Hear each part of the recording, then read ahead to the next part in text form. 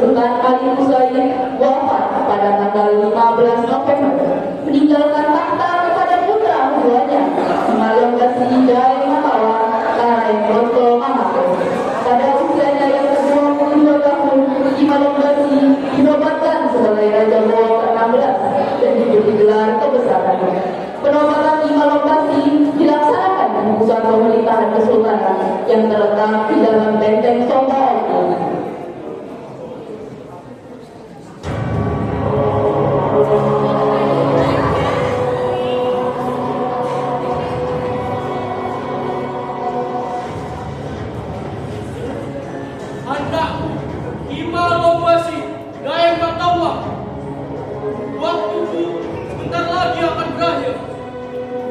Ingatlah baik-baik bahwa kekuasaan itu bukan sekedar warisan, tetapi amanah yang harus ditepati. Jangan pernah kau lupakan pada prinsip kita, yaitu tanah ini bukan hanya sekedar hamparan bumi, bukan hanya milik rakyat, tetapi milik para pedagang yang menuntut keadilan. Dan jangan sekalipun kau menyerah pada monopoli virgin.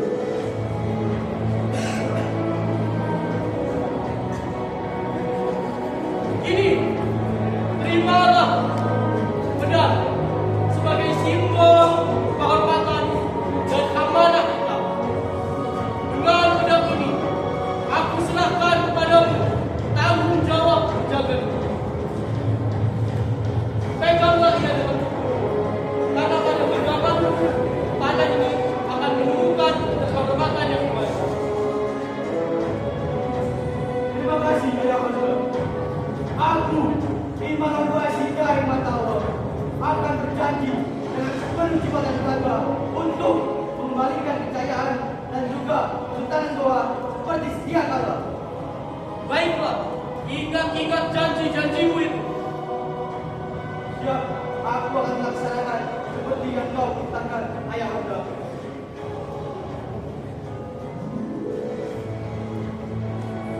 Pegang amanah ini dengan Terima kasih. dengan ini, rakyat Goa dan seluruh Nusantara menyaksikan Malonggasi Jai Matawa sebagai Raja Goa ke-16. Hidup Sultan Hasanuddin!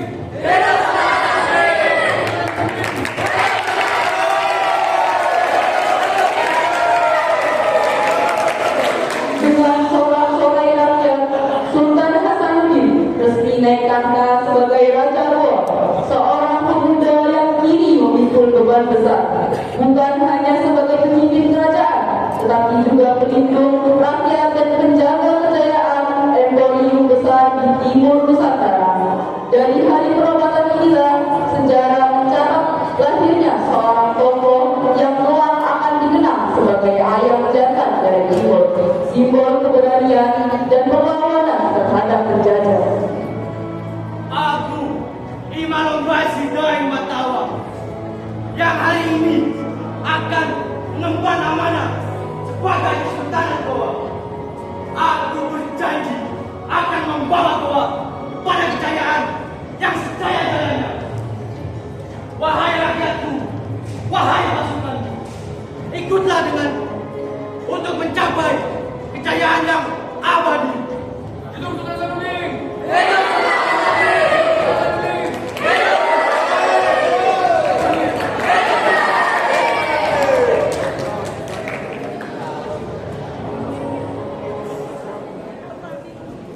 Di Kastil Batavia, suasana ruang rapat VOC terasa tegang. Para petinggi Belanda duduk melingkari meja besar, membahas satu nama yang kini mengusik kepentingan mereka di timur Nusantara, Kesultanan Goa. Perkembangan pusat Goa sebagai pusat perdagangan bebas menjadi ancaman besar bagi ambisi VOC untuk memonopoli rempah-rempah. Setelah melalui berbagai rapat dan siasat, keputusan besar pun diambil. Hari itu, 5 Oktober 1666, VOC secara resmi menyatakan perang konflik besar yang akan mengguncang timur Nusantara.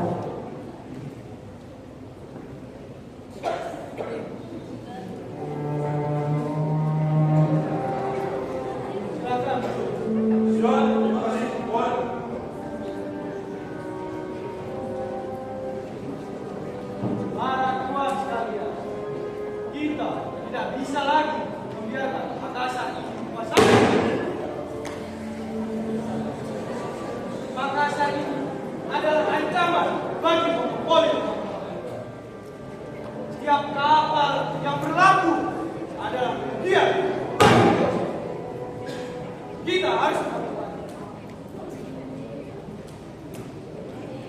Guten Morgen, van deze meneer. Ik wil praten met jou. Jangan dulu. Dan gimana?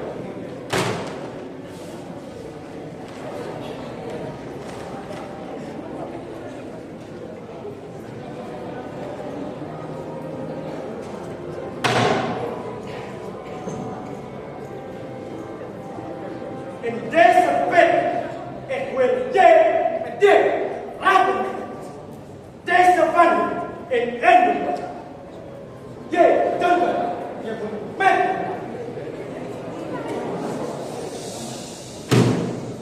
Tenang saja, Tuan. Saya sudah siapkan pasukan Ambon, perangi, dan saya pastikan pertempuran di barat akan sekeras pertempuran di laut. Tuan Gubernur dan Kapten, saya sudah menyiapkan pasukan Belanda dan persenjataan kami semuanya sudah siap. Dan saya rela memimpin perang untuk meratakan Makassar dan membakarnya dengan api yang sangat membara hingga hangus tak tersisa. Hahaha, bagus. Segera berikan mereka. Coba. Bagus. Laksamana Spielberg, saya tugaskan Anda untuk memimpin armada. Kapten John, Jenderal Abraham, Anda dan pasukan Anda akan berada di bawah komando sang bersama Pangeran Boni. Gunakan siasat divide and conquer dan hancurkan. John, laksanakan, John. Silakan, kalian bisa.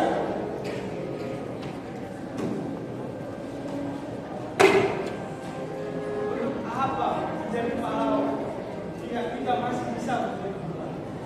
Karena sejatinya pahlawan tanpa penjahat bukanlah apa. Sama penjahat tanpa pahlawan akan menguasai segalanya. Tak gimana? Ya, pergi.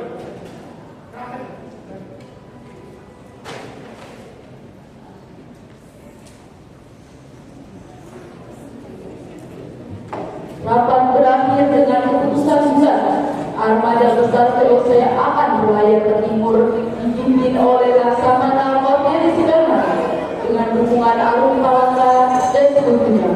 Untuk memastikan kemenangan, Superman menggunakan strategi divide and perang atau siasat pecah belah dengan menjadikan Pangeran Bone Arun Palangga sebagai sekutu utama. Dari sinilah roda sejarah mulai berputar menuju salah satu perang terbesar di Makassar. Pada 15 Desember 1666, armada VOC yang dipimpin Spelman tiba di Makassar. Pada malam sebelum berangkat ke Benteng Sokoabu, Sultan Hasanuddin duduk makan malam bersama istrinya, Siti Badariah. Suasana terasa bahwa seorang keduanya tahu bahwa besok pagi akan menjadi awal dari pertempuran besar.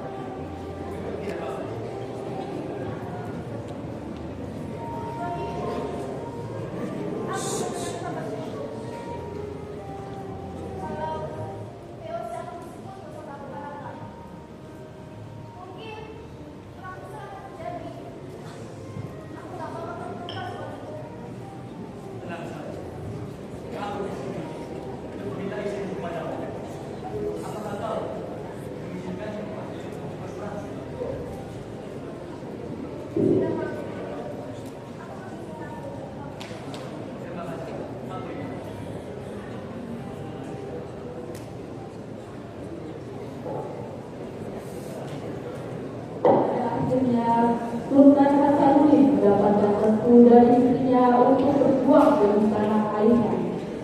Keesokan harinya, pasukan Goa berlatih siang dan malam tanpa mengenal di bawah terik matahari yang membakar dan dinginnya malam yang menusuk. Mereka terus mengasah pedang hingga berkilau, menyiapkan strategi mengatasi dan memperkuat yang sistem pertahanan agar tak mudah diusut oleh musuh.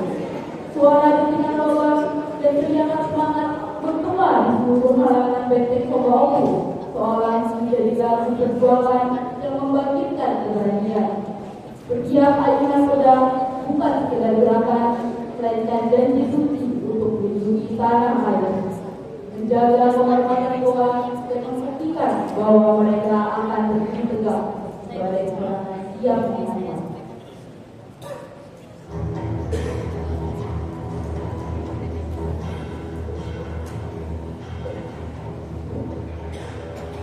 Panggil pasukan kembali.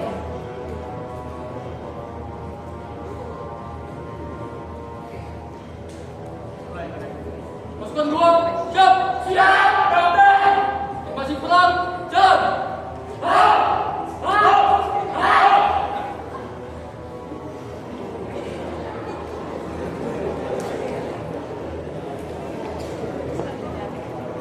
Wahai pasukan-pasukan, ingatlah, tanamkan di hati kalian bahwa besok kita akan berperang di sana. Besok akan ada banyak darah, banyak cerita di mana-mana. Kita harus pertahankan benteng kita. Kita harus pertahankan harga diri kita sebagai rakyat Goa.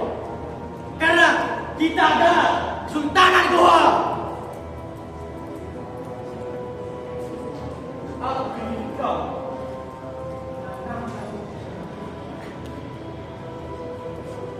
mengerti kalian? Siap! Lagi! Sultan! Pasukan, pulanglah dan istirahatlah, karena besok kita akan berperang dengan VOC. Kembali ke gerbang kalian masing-masing. Siap, Kapten! Latihan kelawian dengan pesan terakhir yang berbeda, Sultan Hasanuddin menyalakan api keberanian di hati pasukannya dan mempersilahkan pasukannya untuk beristirahat. Menjelang perang, para pedagang dari berbagai penjuru datang ke Makassar memberikan pasokan makanan dan obat-obatan. Setiap pasokan menjadi bukti dukungan rakyat yang memperkuat tekad Goa dalam melawan penjajah.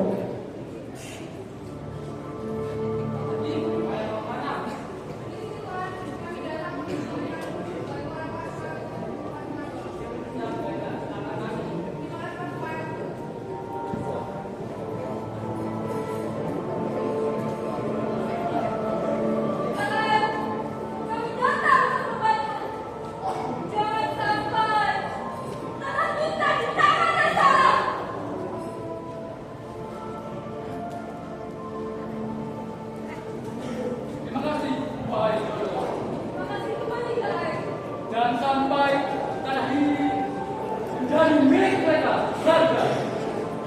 Baik, jika begitu, kami, para pedagang, akan kembali.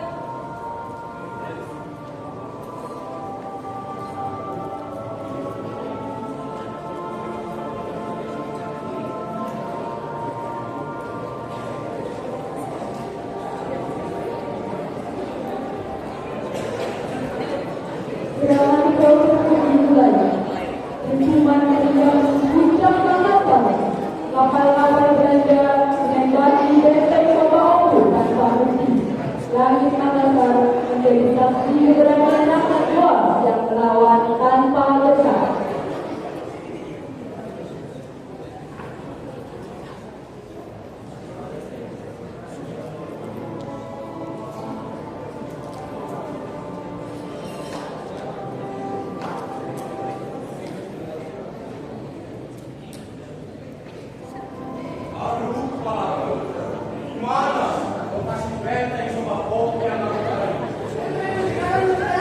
Oh, itu dia.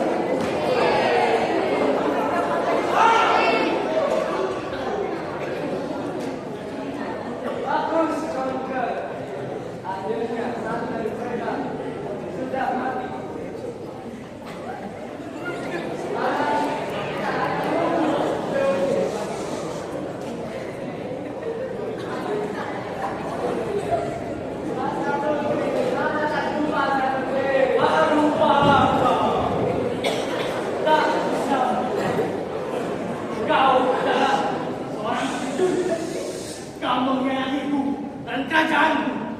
Aku tahu kamu pasti hanya ingin menguasai kerajaanku besar-besar kaya ini.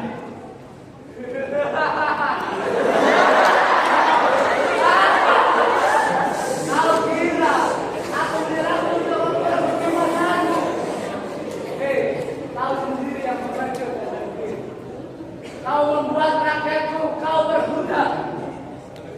Rakyat boleh kau berbudak 3 tahun berturut-turut. Kamu salah sangka. Ini bukan untuk kekuasaan maupun harta, tapi ini untuk kekuasaan boleh. Hasanuddin, lagi dan lagi kau yang hebat. Kau membawa mereka menjadi sekutumu. Dasar betul. Hasanuddin. Jadi ini yang namanya ayam jantan dari timur. Bukan ayam jantan dari timur, tapi ayam jantan dari kaya. Jangan ucapan kalian. Ayam pengecut. Asal jaga ucapan kalian. Aku adalah raja terhormat di sini. Terhormat? Kau yakin dengan wahai raja Palembang. Apakah hanya seperti ini?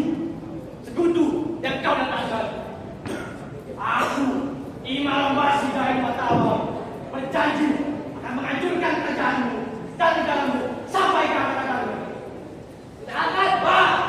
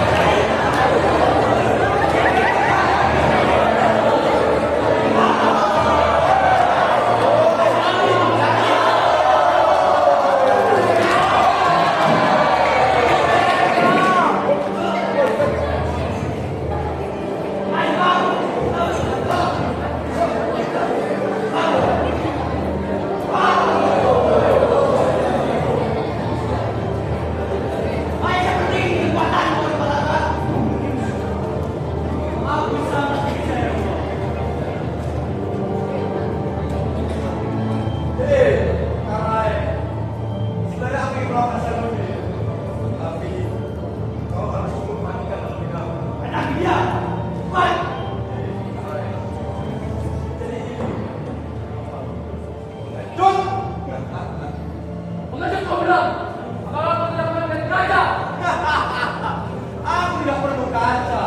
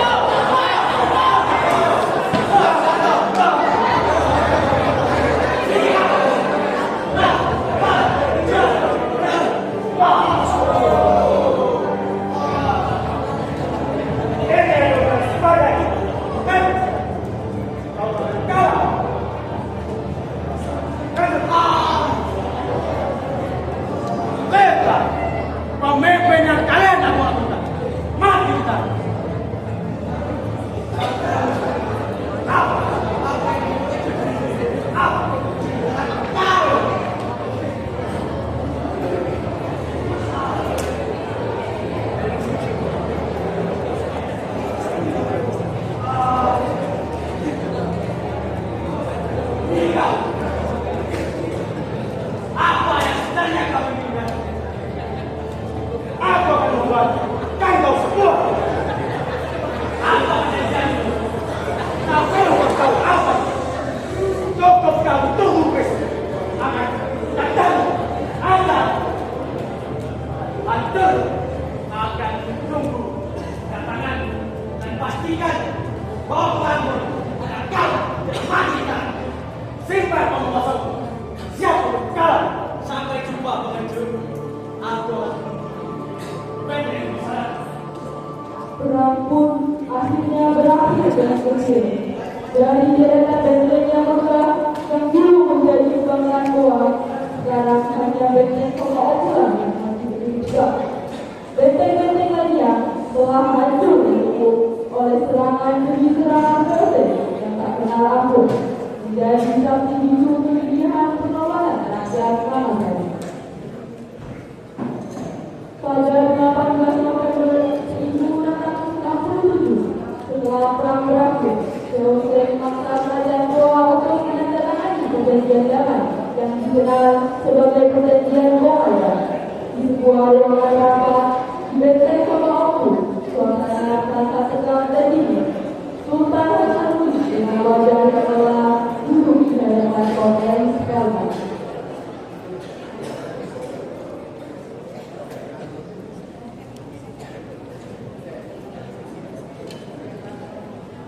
Wahai Karai, mana ada Belanda ini? Sekarang dalam jalan Sultan. Baiklah, akan aku tunggu.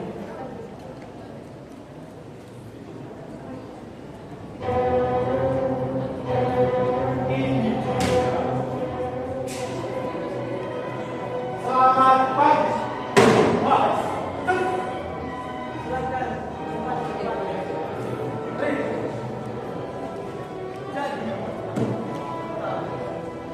Perjanjian yang kau katakan. ingat, aku mau.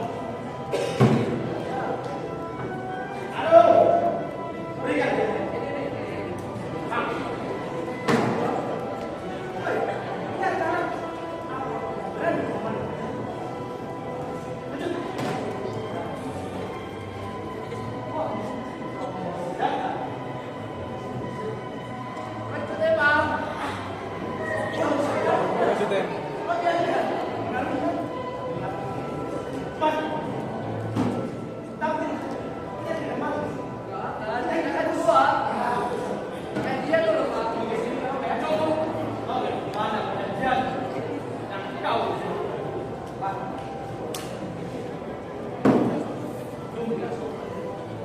Yang tahu.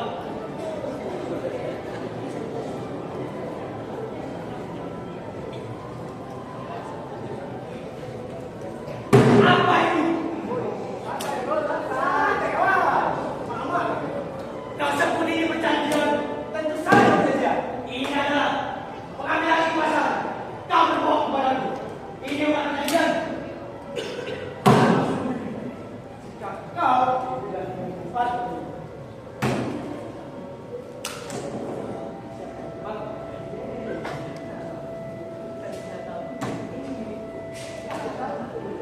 kau milik pedagang.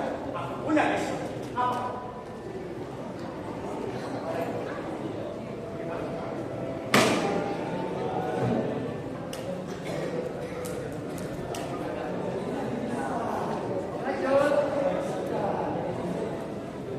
Diam. Baiklah. Akan aku. Tut. Boleh.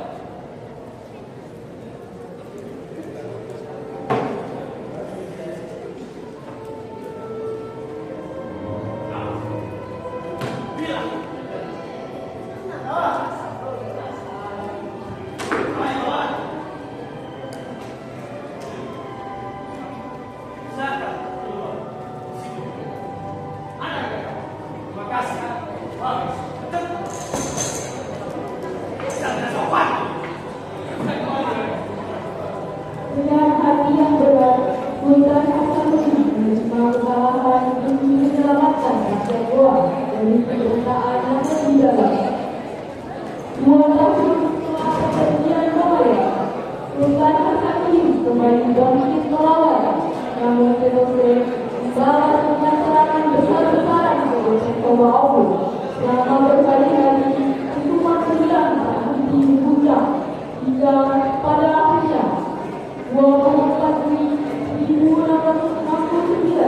Begitu mudah dibunuh, menandai berakhirnya kerajaan Kesultanan Goa.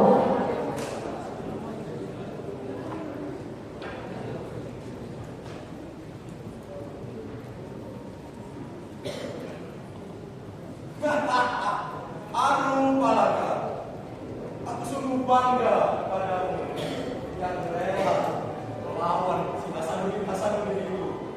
Apa yang jalan itu? Kayak pengecut Yang pengecut sudah melanggar perjanjian kita. Iya. Kenapa kita sudah mereka lagi? Sebaiknya kita hancurkan saja, Jenderal. Iya. Semua berhasil. Serang! Mana Mas Marco,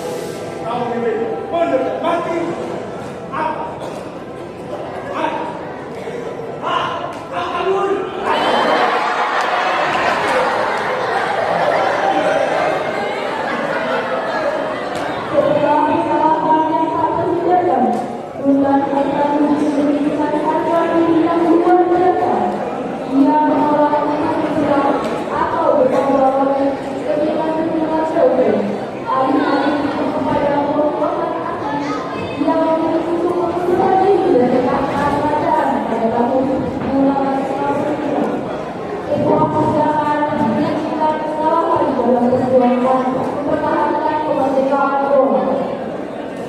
Setelah